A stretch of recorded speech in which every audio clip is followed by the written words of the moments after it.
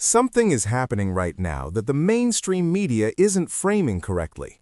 The most powerful military alliance in human history just got threatened by its own leader, and the country that was supposed to collapse in days is still launching missiles every 90 minutes.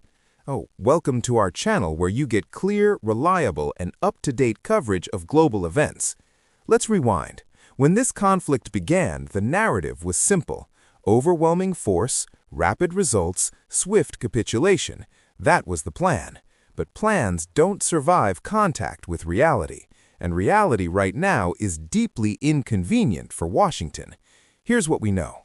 The conflict entered its third week. Over 2.5 weeks of sustained military engagement between Israeli and American forces on one side and Iran on the other. And Iran is still standing. Not just standing, Iran is firing back. According to reports emerging from Israeli media, including Channel 12, there were periods within the last 48 hours where new waves of Iranian missile attacks were arriving every 90 minutes from Saturday midnight through Sunday night. Continuous, relentless, coordinated. That is not the behavior of a country on the verge of collapse. That is the behavior of a country that prepared for this and prepared quietly.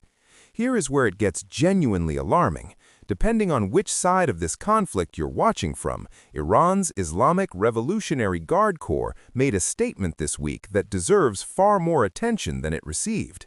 They said this: "Every missile, every drone, every weapon system deployed in this conflict so far, all of it was manufactured more than a decade ago.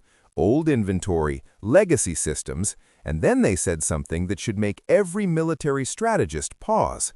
The weapons Iran developed after the June 2025 12-day war, the next-generation systems, the newer platforms, they haven't used a single one. Not yet. The Iranian Foreign Ministry echoed this. Iranian military officials repeated it. This isn't casual posturing. This is deliberate signaling. Think about what that means strategically. Iran is essentially saying, you've seen our older catalog, the new collection hasn't shipped yet. Whether this is fully accurate or partially psychological warfare, the message is clear. Iran is pacing itself. It is managing escalation with discipline, and that discipline is the part that makes this conflict so difficult to resolve quickly. Now, let's talk about the moment that frankly should be dominating every international headline. The United States issued what can only be described as a threat to NATO. The message, as reported and widely circulated: if NATO member states do not align with American objectives in this conflict, specifically regarding Iran, then those countries should not expect full American commitment to their defense in a future crisis. Read that again. The cornerstone of Western collective security, the foundational promise that an attack on one is an attack on all, was just used as leverage, as a bargaining chip. That is extraordinary. But before we get to what this means for the future of the alliance, let's ask the more revealing question. Why does America need to threaten its allies at all? When a nation needs to pressure its partners into participation, it tells you something critical about the underlying situation. Strength doesn't beg. Leverage doesn't plead. Washington reportedly reached out directly, by name, to some of its closest partners: the United Kingdom, France, Japan, South Korea, and others. None of them committed. Not because they don't have relationships with America. They do, deep ones. But because the political calculus has shifted. The trust architecture that held the Western alliance together for decades has developed visible cracks. And those cracks didn't appear overnight. They've been widening for years. What we're watching now is the moment those cracks became structural. Let's address the uranium question, because it's the one that carries the most long-term consequence. Iran's government has publicly stated it possesses approximately 450 kilograms of uranium enriched to 60% purity.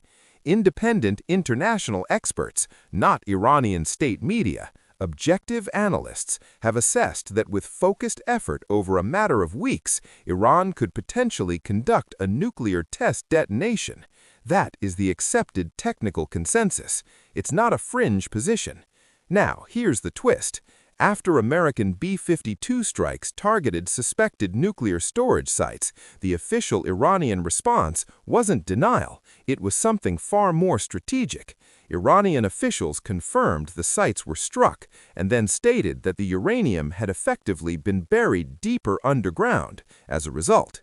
When Iran's foreign minister was pressed by international journalists on the current location of the enriched material, the answer was essentially, the bombing took care of that for us. Consider the implication. If accurate, the strikes didn't neutralize the material. They may have made it harder to locate and extract. Earlier, Russian President Vladimir Putin had proposed a diplomatic framework where Iran's enriched uranium would be transferred to Russian custody, a mechanism that would reduce proliferation risk while giving Iran a face-saving off-ramp. Washington declined.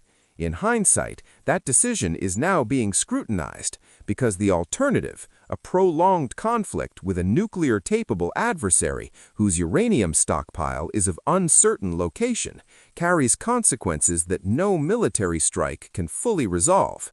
Let's stop the strategic analysis for a moment, because behind every data point in this conflict is a human being. Iranian casualty figures have now approached 1,400 killed. Millions, approximately 3.2 million people have been displaced from their homes. Thousands more are injured. In Lebanon, since early March, over 850 people have been killed.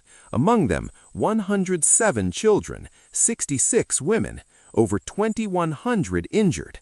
These are not statistics. These are families. International human rights monitors have documented the use of white phosphorus munitions in the conflict zone. White phosphorus burns at temperatures exceeding 815 degrees C, nearly 1,500 degrees F. It adheres to surfaces. It cannot be easily extinguished with water. It continues to burn until it exhausts its fuel or is deprived of oxygen. Its use in civilian proximate areas is considered a violation of international humanitarian law by numerous legal bodies. Reports indicate approximately 500 individuals have been detained inside Iran on accusations of providing intelligence to enemy forces during the bombardment. Roughly half were reportedly government employees accused of target identification and transmitting location data. The internal pressure inside Iran is real. The damage is real. But here's what Israeli security officials, not Iranian sources, Israeli ones, reportedly told their own government this week. No meaningful strategic progress has been achieved. Efforts to catalyze civilian uprising against the Iranian government have produced no results. That assessment from within the Israeli security establishment is arguably the most significant piece of news to emerge from this conflict in days. Let's zoom out and think like analysts for a moment. Iran has absorbed significant damage. Its infrastructure has been struck. Its leadership has suffered losses, including, according to reports, Ayatollah Khamenei. His son has assumed a forward role in continuity of governance. But Iran's command and control structure appears intact, and in warfare, command and control is everything. An army that maintains coordination and leadership coherence can absorb physical damage and continue fighting. History is full of examples. What breaks armies and nations is not destruction alone, it's disintegration of command. Iran hasn't disintegrated. Meanwhile, the economic pressure on all parties is compounding. Early estimates suggest losses in the range of $16.5 billion within just 12 days of the conflict. Global shipping routes through the region remain under stress. The Strait of Hormuz, through which roughly 20% of the world's oil passes, hangs over every diplomatic conversation like a suspended blade. Here is the strategic asymmetry that defines this entire situation. If the Strait of Hormuz reopens while the conflict is still active, before any ceasefire, Washington can frame that as a win. if it reopens only after negotiations conclude, after Iran agrees to terms, then Iran controls the narrative. Iran becomes the party that granted access. Iran claims the moral and strategic victory in the eyes of the region. And if that happens, every Gulf state that purchased billions of American military hardware will be asking a very uncomfortable question.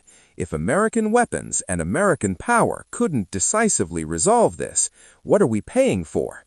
The answer to that question will reshape arms procurement, alliance structures, and regional security architecture for a generation.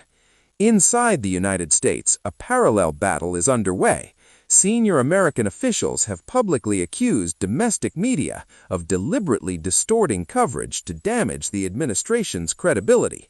The argument, the media's institutional hostility shapes public perception more than battlefield reality.